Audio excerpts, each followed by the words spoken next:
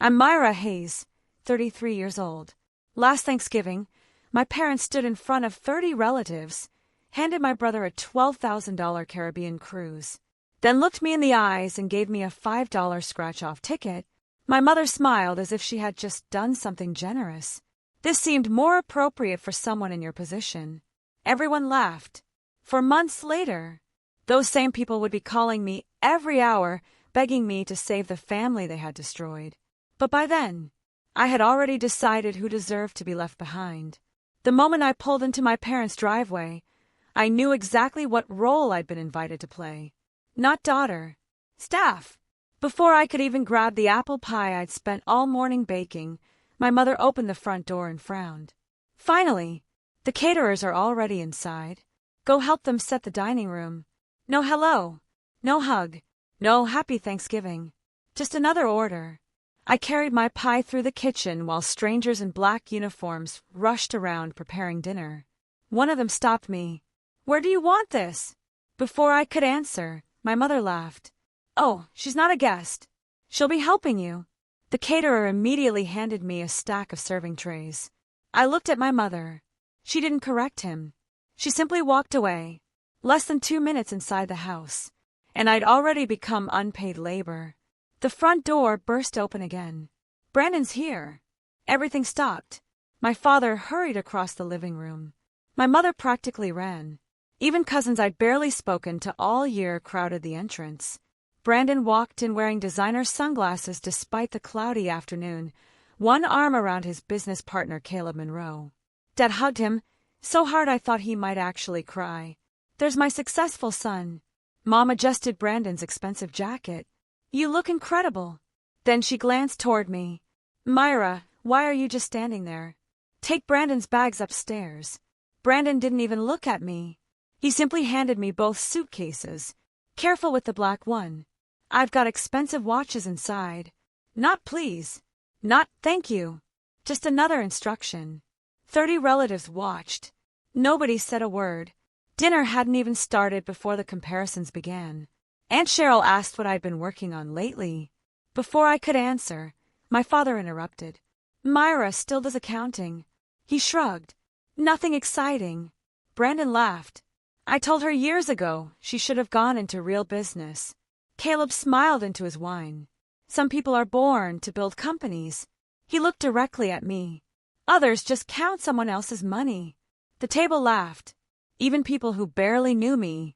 I smiled politely. It was easier than letting them see the damage. Halfway through dinner, my mother tapped her glass. "I think it's time." Every conversation stopped.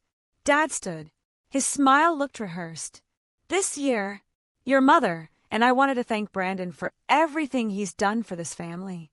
Applause erupted before he'd even finished. Mom carried over a large navy envelope tied with a gold ribbon. Brandon opened it slowly. Inside, 2 first-class tickets, 14 nights, Caribbean cruise, luxury suite, every expense included. The room exploded. People stood. They clapped. Someone whistled. Mom wiped away fake tears. "We're so proud of you." Brandon kissed both of them. "I knew you'd make this Thanksgiving unforgettable." Then, my mother turned toward me. Her smile changed. Smaller. Sharper. "Myra, come here." I already knew. Whatever was inside my envelope was never meant to be a gift, only a performance. She placed a tiny white envelope in my hand. It felt almost weightless. I opened it. A single $5 scratch-off ticket. Nothing else. No card. No message. Just cheap paper. Mom folded her hands. "We figured this matched your current financial situation." Silence. Then Caleb chuckled. Brandon leaned back in his chair. "Who knows?" He grinned.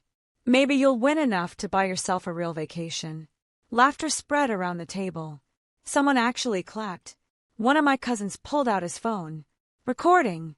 I looked around the room. 30 faces. Some amused. Some uncomfortable. Not one willing to stop it. I folded the scratch-off ticket once, then slipped it carefully into my pocket. "Thank you." My voice stayed perfectly calm. "I'll make good use of it." My mother smiled. "I hope so. You'll probably need the luck." A chair scraped loudly across the hardwood floor. Everyone turned. My grandmother Eleanor slowly stood. Her hands trembled, but her eyes never left my parents. Enough! The room fell silent. I've watched this family embarrass that girl for years. No more! My father's smile disappeared instantly. Mom! Sit down! She ignored him. Then she looked directly at me. Not at the ticket. Not at Brandon. Only me. For a long second, she held my gaze. Then she quietly reached into her sweater pocket. She pressed something cold into my hand beneath the table. No one else noticed. Her fingers closed around mine for just a second. Then she whispered so softly only I could hear, "Don't let them see this." I waited until dinner ended, until everyone became distracted talking about the cruise. Only then did I open my hand beneath the tablecloth. It wasn't money. It wasn't jewelry. It wasn't a note. It was an old brass key. And taped to it was a tiny piece of paper containing only 6 handwritten words. Before they find it, you must. The Thanksgiving dinner ended the way it always did. Not with gratitude. With everyone orbiting Brandon. Relatives crowded around him asking about the cruise, his investments, his next business venture. My parents moved through the room like proud celebrities, repeating the same story over and over, making sure every guest knew who had paid for such an extravagant gift. No one asked where I had gone. I slipped into the hallway, finally opening my hand completely. The brass key looked ancient, heavy, worn smooth by decades of use. The tiny note attached to it was even stranger. Before they find it, you must. Nothing else. No address. No explanation. Just 6 words that refused to leave my mind. Across the room, I noticed my grandmother watching me. She didn't nod. She didn't smile. She simply looked toward the staircase for a brief second before my mother rolled her wheelchair toward the living room, ending whatever she had been trying to tell me. That glance was enough. I quietly climbed the stairs. My parents' second floor hadn't changed in years. Family photos, old paintings, guest bedrooms that almost nobody used anymore. The hallway was empty. I walked slowly, pretending to admire framed photographs whenever someone passed nearby. The key fit comfortably inside my sleeve. I had no idea what I was looking for. Until I reached my father's office. The door wasn't locked. That alone felt unusual. Richard Hayes locked everything. His desk, his filing cabinets, even the liquor cabinet. I stepped inside. The room looked perfectly ordinary. Leather chair, bookshelves, awards, family portraits. Nothing suggested an old brass key belonged there. I was about to leave when something caught my attention. One bookshelf wasn't touching the wall. Barely an inch. Enough to notice if someone spent their life paying attention to details. I pulled gently. It didn't move. Then I noticed an old brass lock hidden behind the lowest shelf. Exactly the size of the key. My pulse accelerated. I inserted it. One turn. A soft metallic click echoed through the room. The bookshelf shifted, just enough for a narrow compartment to appear behind it. Not a safe. Not jewelry. Just several thick folders. Every one carefully labeled. Loans. Assets. Guarantees. Private. I opened the first folder. Within seconds, I understood why my grandmother had trusted me instead of anyone else. My father's company wasn't thriving. It was collapsing. Months of overdue payments. Loans with impossible interest rates. Past due notices. Legal warnings. The successful businessman everyone admired downstairs no longer existed. It had all been theater. I turned another page. Then another. Every document looked worse than the last. One signature appeared again and again. Caleb Monroe, Brandon's business partner. Not merely an investor. A lender. Every dollar my father borrowed came from Caleb's companies. The same Caleb who had spent dinner laughing at me. The realization settled like ice in my stomach. Brandon wasn't simply the favorite son. He had become the bridge, keeping my parents financially alive. Which explained everything. Every expensive gift. Every excuse. Every humiliation. Keeping Brandon happy wasn't love anymore. It was survival. The next folder made my hand stop moving altogether. Property documents. Only one property. My grandmother's house. The place she'd lived in for nearly 50 years. Across the top of the page, one word stood out. Collateral. I read the agreement twice, then a third time. If my father defaulted, ownership of Eleanor's home could legally pass to Caleb's lending company. I searched for another explanation. There wasn't one. Someone had put my grandmother's house on the line without telling the rest of the family. Then I found the signature. Eleanor Hayes. Uneven. Shaky. Nothing like the elegant handwriting I'd seen in every birthday card she'd ever given me. Something was terribly wrong. Voices echoed from downstairs. People were coming up. I quickly photographed every page with my phone. Not because I knew what they meant. Because I knew they mattered. The folders went back exactly where I'd found them.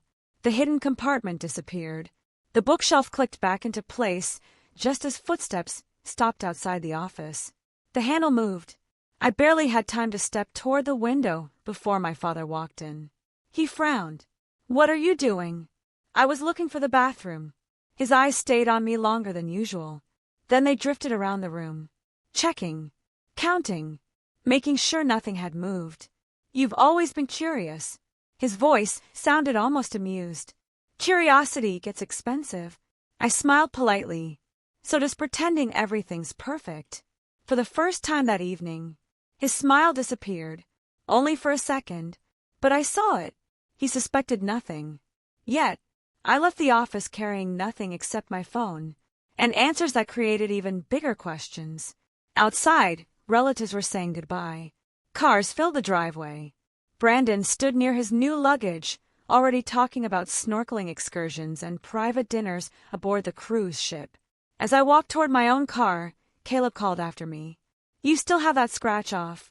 I nodded. He laughed. "Don't throw it away. You'll need something to remember tonight." More laughter. Even my mother smiled. I simply opened my car door. For the first time in years, their laughter didn't hurt. Because while they believed they had humiliated me one last time, they had unknowingly handed me something far more valuable than a $5 ticket. They had handed me the first crack in every lie this family had spent years protecting. I drove home with the scratch-off resting on the passenger seat, and the photographs from my father's office sitting safely inside my phone. I had planned to throw the ticket into the trash the moment I got home. Instead, I picked it up one last time. Something made me turn it over. On the back, someone had written 4 numbers in blue ink, numbers that hadn't been there before. Or maybe, numbers I had never bothered to notice. And somehow, I knew exactly who had written them. When I got home that night, I placed the scratch-off ticket on my kitchen counter beside my keys. For a long moment, I simply stared at it. $5. That was the amount my parents believed represented my entire existence. Not because they couldn't afford more. Because they didn't think I deserved more. I almost threw it away. Instead, I slipped it into a drawer. For some reason, I couldn't bring myself to get rid of it. The following week, my family acted as if Thanksgiving had been the greatest celebration we'd ever shared. The group chat never stopped. Every morning there were new photos. Brandon trying on expensive sunglasses. My parents showing off matching luggage. Caleb making jokes about first-class champagne. Every picture carried the same message. Look what you weren't good enough to receive. I muted the conversation. An hour later my phone rang. My mother. I almost ignored it. Almost. "Myra, I need a favor." Not "how are you?" Not "I'm sorry about Thanksgiving." Straight to business. The florist made a mistake with the arrangements for Brandon's farewell dinner. She sighed dramatically. "You understand flowers better than anyone. I need you to fix it." Not because she trusted me. Because hiring someone would cost money. I should have said no. Instead, I heard myself agreeing. Maybe part of me still wanted to believe things could change. I was wrong. The farewell dinner was even worse than Thanksgiving. Nearly everyone who had attended the holiday returned. Only this time, they weren't celebrating gratitude. They were celebrating Brandon. Photographs covered one wall. His childhood, his graduation, his wedding, his business achievements. There wasn't a single picture of me. Not one. 33 years. Erased. While everyone enjoyed cocktails, I found myself arranging centerpieces beside the catering staff. One of the servers smiled politely. "I thought you were family." Before I could answer, my mother appeared. "Oh, she is. She's just more useful helping back here." She laughed. The server stopped smiling. I kept working. Humiliation had become so normal inside that house that nobody noticed it anymore. An hour later, everyone gathered around the dining table. Dad stood with a glass raised. I couldn't be prouder of my son. Applause. Again. Then he looked toward me. "Myra, since you're already standing, would you mind serving dinner?" Several relatives laughed quietly. Brandon didn't even look embarrassed. He simply unfolded his napkin and waited for his plate like he was sitting in a restaurant. I carried serving trays around the table, filled glasses, collected empty dishes. At one point, Caleb held out his wine glass without even looking at me. For a second, I wondered whether he'd forgotten I was actually part of the family. Then I realized something. He hadn't forgotten. He simply didn't care. As dessert was served, Brandon raised his own glass. "I almost forgot." He reached into his jacket pocket. "I've got something for you too, sis." The room looked at me. He tossed a small plastic piggy bank across the table. It slid until it stopped beside my plate. Inside were loose coins, quarters, nickels, pennies, maybe $12 altogether. Brandon smiled. "You can keep adding to it. Maybe one day you'll afford a vacation too." Laughter exploded. Even my father shook his head, amused. My mother didn't tell him to stop. She looked proud. I slowly picked up the little piggy bank, turned it over once, set it back down, without saying a single word. That silence somehow made everyone even more uncomfortable. When dinner finally ended, I walked outside alone. Cold air filled my lungs. For the first time, I wasn't crying. I wasn't angry. I wasn't even surprised. Something inside me had gone completely quiet, as if the part of me that kept hoping these people would someday love me had finally died. My phone vibrated. A known number. I almost ignored it. Instead, I answered. "Miss Hayes." A calm female voice spoke. "This is the state lottery claims office." My heartbeat stopped. "We're calling regarding the scratch-off ticket registered earlier today." I looked back through the dining room window. My family was inside, laughing, celebrating, completely unaware. The woman continued. "Before we proceed, I need to verify that you're somewhere private." A strange feeling settled over me. This wasn't how someone called over a $50 prize. I stepped farther into the darkness. "I'm alone." A brief pause. Then she said the sentence that changed everything. "Miss Hayes, congratulations. You're the sole winner of this year's grand holiday jackpot." Everything around me disappeared. The voices, the laughter, even the freezing wind. Only one question escaped my mouth. "How much?" Another pause. Then, $78 million. And suddenly, the $5 ticket in my coat pocket became the most valuable thing anyone in my family had ever handed me. For several seconds, I couldn't answer. $78 million. The number didn't sound real. It sounded like someone else's life. The woman from the lottery claims office patiently explained the next steps, but her voice faded into the background. Lawyers, verification, taxes, confidentiality, claim deadlines. All I could think about was one thing. My parents had handed me that ticket because they believed it was worthless. If they had spent 5 more minutes choosing gifts, none of this would have happened. The representative's tone became firmer. "Miss Hayes, there's one piece of advice we give every major winner." "I'm listening." "Tell no one. Not your family. Not your friends. Not until your legal team tells you it's safe." I looked through the dining room window. My father was laughing with Brandon.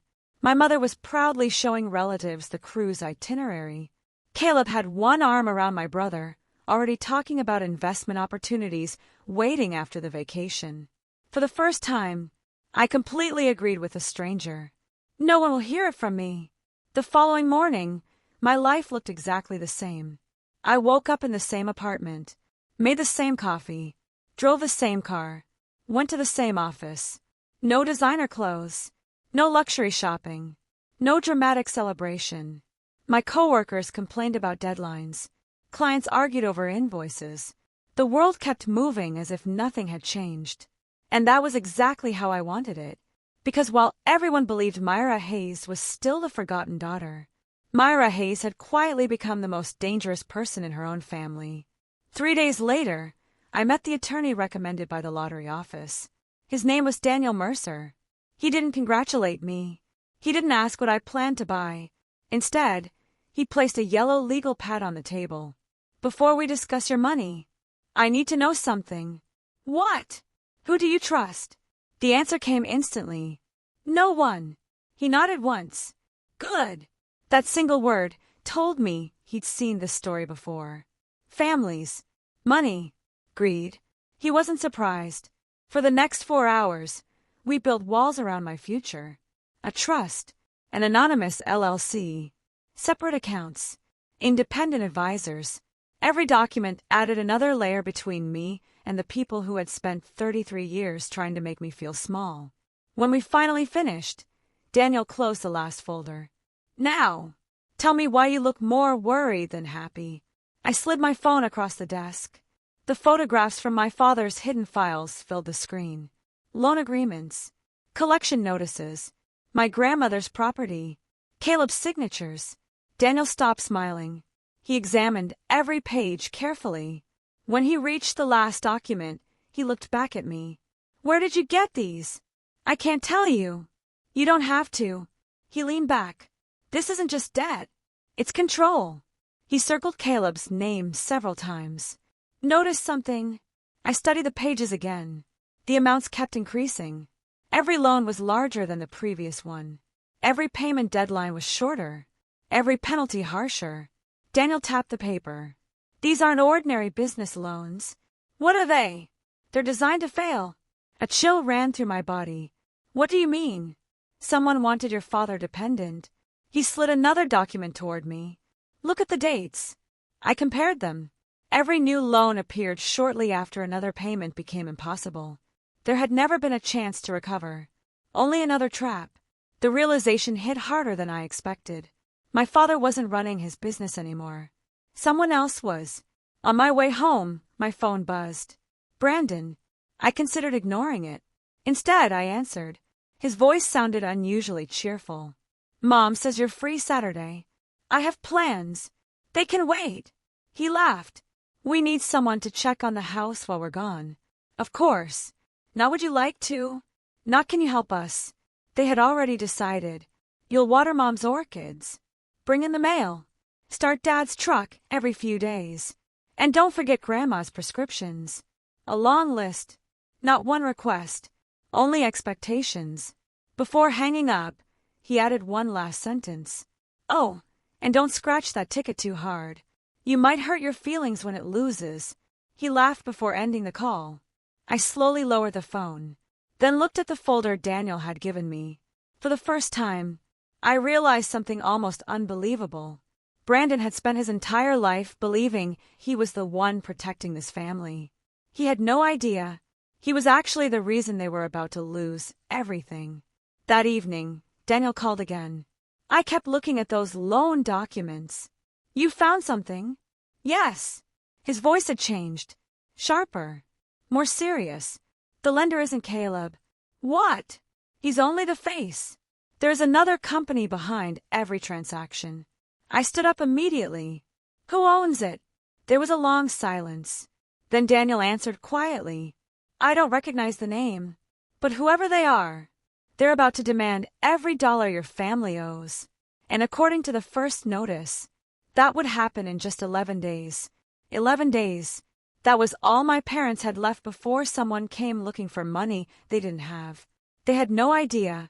They were too busy posting pictures from white sand beaches, expensive restaurants, and champagne breakfasts to notice the clock running against them. Every morning my phone lit up with another vacation photo. Another smiling selfie. Another reminder that I hadn't been wanted there. Brandon even posted a picture standing on the deck of the ship, raising a glass toward the ocean. Living the life you've earned. Thousands of people liked it. I stared at the screen for a few seconds before locking my phone. If only they knew what was waiting for them back home. Daniel called before lunch. I found the company. I closed my office door immediately. And it isn't a bank. It isn't an investment fund. It's a private acquisition group. That sounded worse. What does that mean? It means they don't make money helping businesses recover. They make money taking them. Silence settled between us. Every loan, every extension, every delayed payment, none of it had been an act of generosity. It had been a countdown. Daniel emailed me hundreds of pages that afternoon. I spent hours reading them. Every contract pointed in the same direction. The company never expected repayment. It expected collapse. The loans were structured so that every missed payment triggered another penalty, another guarantee, another signature. Until eventually, there was nothing left to seize except everything the borrower owned. My father's company, his savings, the family home, even my grandmother's property. It had all been planned years earlier. One name appeared at the bottom of almost every document. Not Caleb, someone above him, someone who never appeared publicly. Nathan Holloway. No photograph, no interviews, no social media, just signatures, and an ownership trail that disappeared behind shell companies. Daniel had already started investigating him. I don't like this. Neither did I. Because if Caleb answered to someone else, then my family had made an enemy far more dangerous than they realized. Late that evening, my mother finally called. Not to apologize, not to ask how I was. Myra, I forgot to tell you. The orchids need water every other day. And don't forget to clean the kitchen before we get back. I didn't answer. She continued listing chores as though she were reading a grocery list. Then came the sentence that made me stop walking. Oh, and Brandon's office is off limits. We've got important financial documents in there. I almost laughed. If she only knew, I'd already photographed every page. After hanging up, I drove somewhere I hadn't visited in days. My grandmother's house. The lights were off. The garden had begun to die. Rose bushes stretched wildly across broken stone paths. Leaves covered the porch. She had spent decades building that home. Now it looked abandoned. I walked slowly through the yard. Near the greenhouse, I found fresh tire tracks. Someone had been there recently. Not gardeners. Not neighbors. The tracks were too wide. A truck. I followed them to the back entrance. The padlock had fresh scratches around it. Someone had tried to force it open. A cold feeling settled in my chest. Whoever was after my grandmother's property wasn't waiting for paperwork anymore. They were getting impatient. The next morning, Daniel requested an emergency meeting. He looked different, less composed. He placed a folder in front of me without saying a word. Inside were foreclosure notices. Official. Stamped. Already prepared. They're filing the moment your parents return. I turned another page. Then another. Every document had already been signed. Only the filing date remained blank. They've planned every step, Daniel said quietly. They already know your father can't pay. I looked at the calendar. 9 days. That was all that remained. I want to stop it. Daniel didn't answer immediately. Instead, he studied me carefully. Are you trying to save your parents? I thought about Thanksgiving. The scratch-off ticket. The piggy bank full of coins. Serving dinner while everyone laughed. The cruise photos. Every humiliation. No. I met his eyes. I'm trying to save my grandmother. For the first time since we'd met, Daniel smiled. Good. Because those are two very different missions. 2 days later, while my family was still sailing somewhere in the Caribbean, Daniel called again. I've been negotiating. With who? The acquisition group. My heartbeat accelerated. And they're willing to sell. I frowned. Sell what? He slid a contract across the table. Every outstanding loan. Every guarantee. Every debt connected to my father. Every legal claim against my grandmother's house. All of it. One signature. And every dollar my family owed would belong to someone else. To me. I looked up slowly. Daniel nodded once. They think they're selling to another investment company. They have no idea. They're about to sell everything to the daughter they spent 33 years pretending didn't matter. I read the purchase agreement 3 times. Every loan, every guarantee, every foreclosure notice, every legal right against my father's company, against my parents, against my grandmother's house. All of it could become mine with a single signature. Not because I wanted revenge, because I refused to let strangers decide my grandmother's future. Daniel quietly pushed a pen across the table. If you sign today, everything changes. I didn't hesitate. The pen barely left the paper before 33 years of helplessness came to an end. For the first time in my life, my family no longer belonged to the people who had trapped them. They belonged to me. The acquisition closed 48 hours later. Officially, every creditor my father feared had disappeared. Unofficially, I had become the largest financial threat my parents had ever faced. Daniel smiled as another email appeared. They'll never see your name.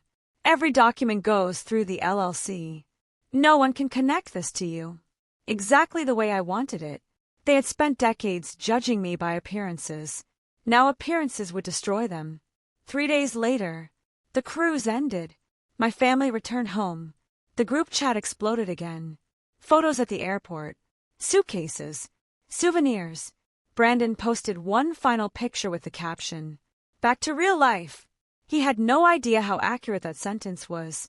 I was watering my mother's orchids when I heard tires stopping in the driveway. 2 black SUVs. No company logo. 4 people stepped out wearing dark business suits. No one smiled. My father walked outside, still carrying one of Brandon's suitcases. At first, he looked annoyed. Then one of the men handed him a thick envelope. I couldn't hear the conversation. But I didn't need to. I watched my father's face lose all its color. He opened the first page, then the second, then frantically searched through the rest. My mother rushed outside. Brandon followed seconds later. Even from across the yard, I could see panic spreading between them. One of the men calmly pointed toward my grandmother's house across the street, then toward my father's office. Finally, he handed Richard another folder before all 4 returned to the SUVs and drove away. No shouting, no threats, only paperwork. Sometimes paper is louder than violence. I quietly walked inside before anyone noticed me. Less than a minute later, the screaming began. Not arguments. Real panic. Cabinets slammed. Doors shook. Someone threw something against a wall. Then Brandon's voice echoed through the entire house. This can't be happening.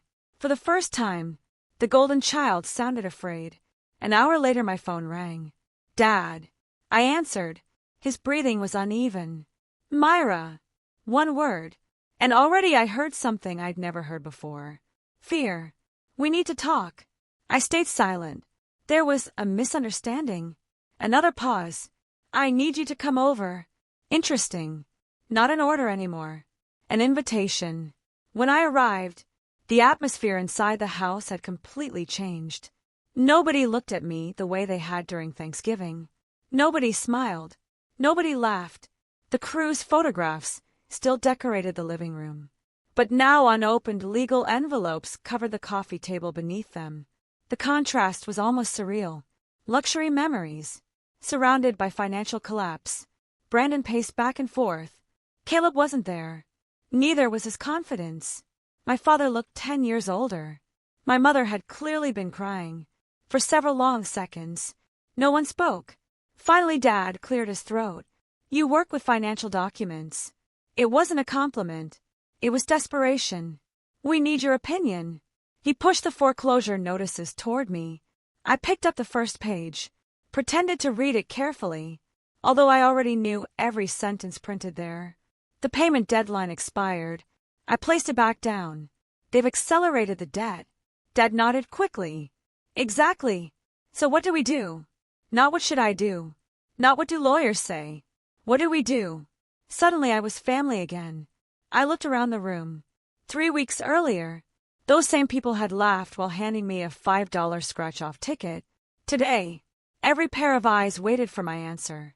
The silence lasted just long enough to become uncomfortable. Finally I spoke. You need whoever owns these loans. Brandon slammed his hand against the table. We've been trying. They won't meet us. They won't negotiate. They won't even tell us who's behind the company. I almost smiled. Of course they wouldn't, because I had instructed Daniel to refuse every meeting, every phone call, every request. Then my mother reached across the table and grabbed my hand, a gesture she hadn't made in years. Myra! Her voice cracked. Please. I know things haven't always been perfect. Not perfect. That was how she described 33 years of humiliation. But we're family. There it was. The sentence I'd been waiting to hear.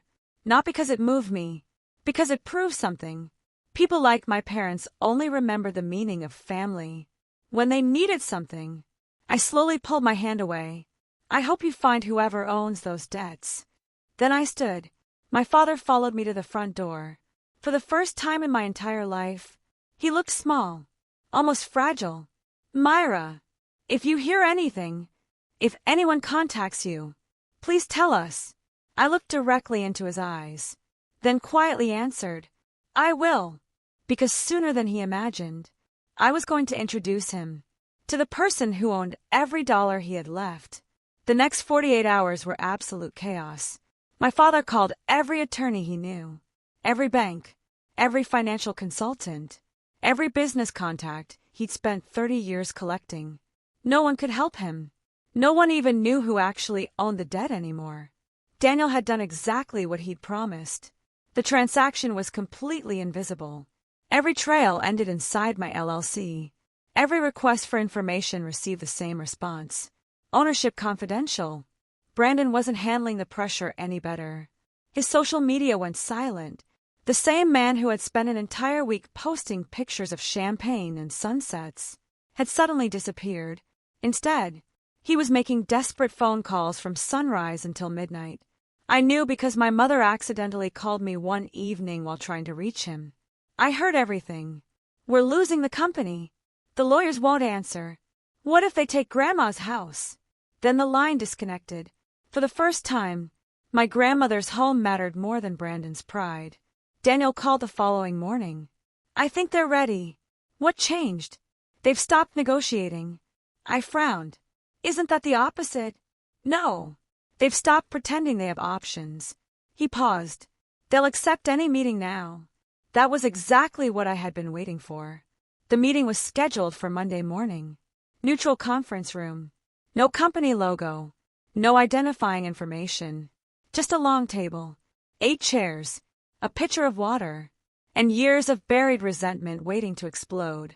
Daniel looked at me before we walked inside. Last chance.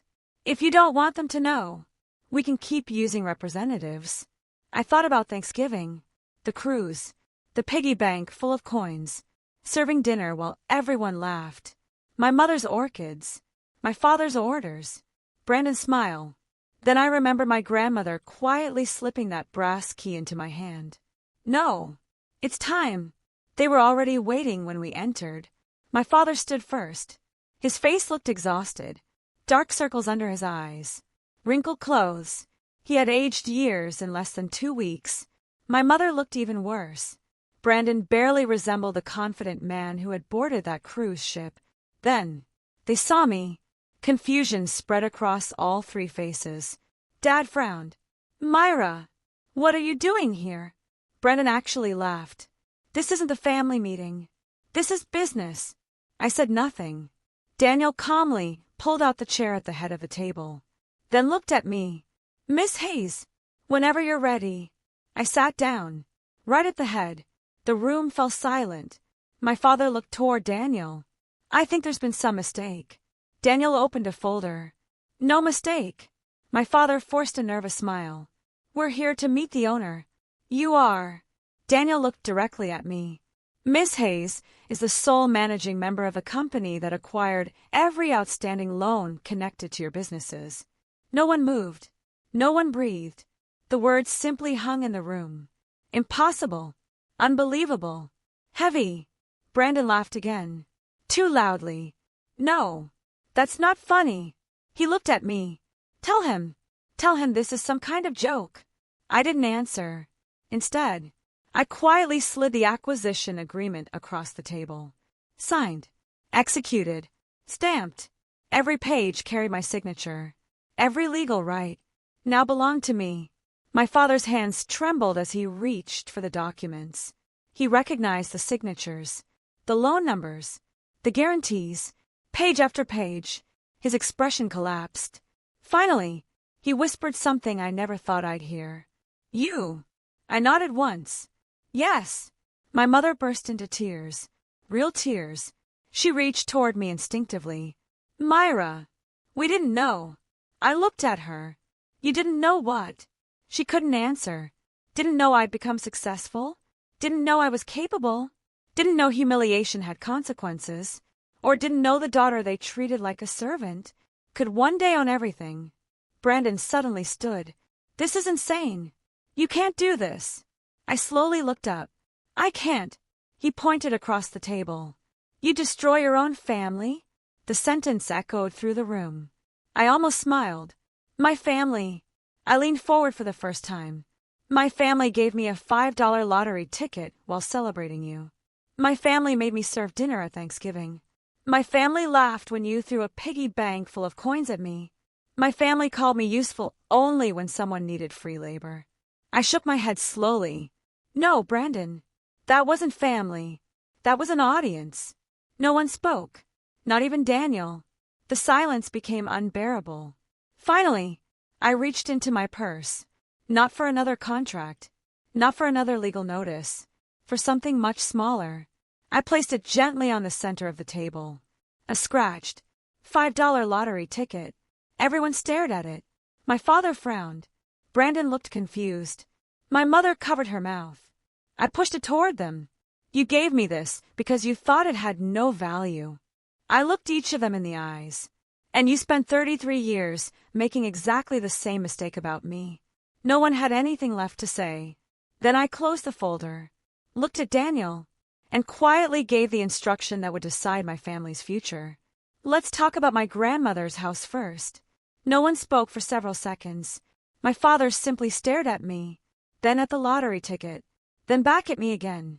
It was as if he were trying to remember the daughter he had ignored for 33 years. He couldn't, because he had never really seen her. Daniel quietly opened another folder. The foreclosure process can begin immediately. I raised one hand. Not yet. My parents looked at each other. Hope flashed across their faces for the first time all morning. They misunderstood. Again.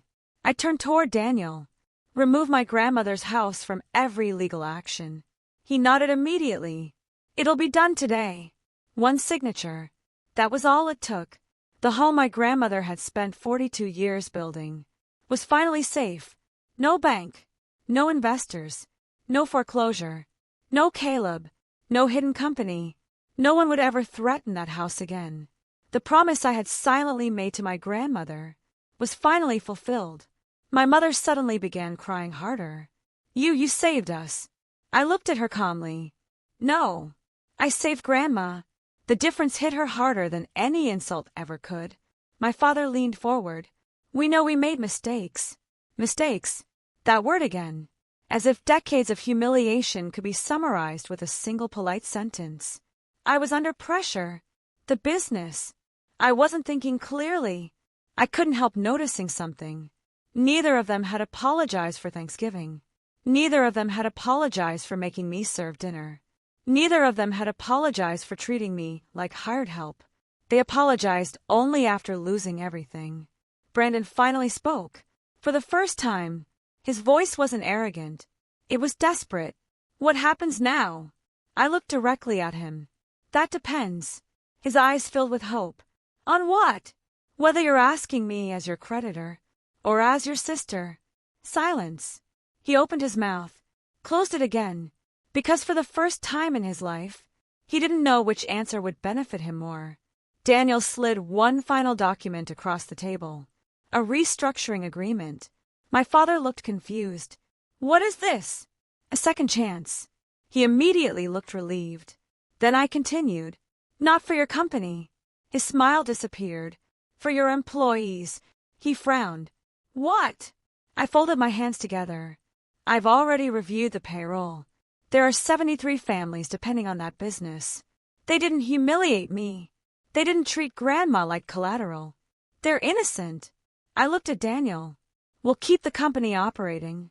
My father let out a breath of relief. Then I finished the sentence. Under new ownership. The room froze. You don't own it anymore. Neither did Brandon.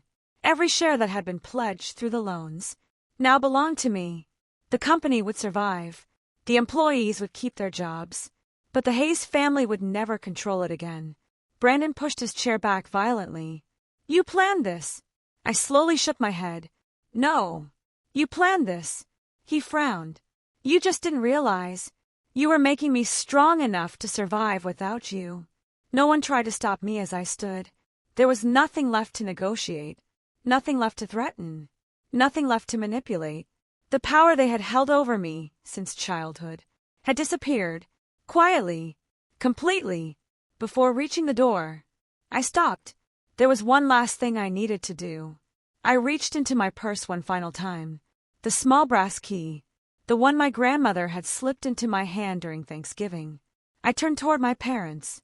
You know, my favorite gift this year wasn't the lottery ticket. I placed the old key on the table. It was this. My father looked confused. My mother immediately recognized it. Her face went white. The greenhouse. I nodded. Grandma knew. She knew someone would eventually come after her home. She also knew I would be the only one willing to protect it. For the first time that day, my father lowered his head, not because he had lost his business, not because he had lost his money, because he finally understood something that could never be repaired. His own mother had trusted the daughter he had spent decades treating like a disappointment. Instead of him, 3 weeks later, the company reopened under new management. Not a single employee lost their job. My grandmother moved back into her house. The roses bloomed again the following spring. Caleb disappeared after investigators uncovered years of fraudulent lending practices. Nathan Holloway accepted a confidential settlement rather than face a lengthy legal battle. As for Brandon, he eventually found another job, for the first time in his life, without anyone clearing the path ahead of him. Sometimes people ask me what I bought with $78 million. A bigger house, a yacht, a private island. The truth always disappoints them.